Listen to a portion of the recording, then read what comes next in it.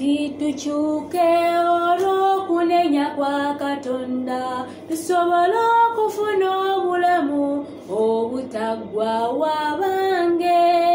Tukyuke olw'okunenya kwa Katonda tusobole okufuna obulamu obutaggwaawo. Ayagala oleke ebyo by'okola weenenye akukyusa kunoze n'omusaayi ogwa Yesu Kristo abange.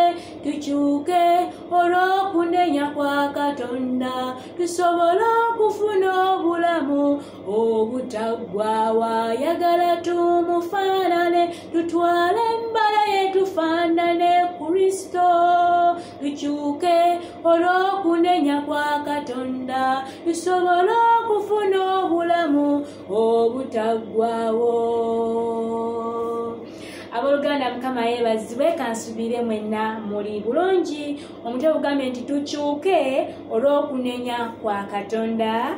Tukyuke olw'okunenya kwa Katonda. Wogenda mu Ngero essuula esooka olunyiiri lwa 23 lugambye nti mukyuke olw'okunenya kwange, laba naafukanga omwoyo gwange gye muli, nabamanyisanga ebigambo byange. Mukama ayagala tukyuke tuleke ebyo bye tukola. Tukyuka tutya? Nga twewaayo eri Katonda, nga tweyambisa omwoyo omutukuvu ono nga tumwekwatako. Yagenda otuyamba okukyuka kubanga ye akebera eri munda n'akulumiriza ky'okola ekyo ekibi, ng'akuyambako mu bunafu bw'obwo, mu muze ogw'okola akuyambako okubeera nga oguleka, kubanga mu maanyi go, mu magezi go ne mu kutegeera kwo tosobola.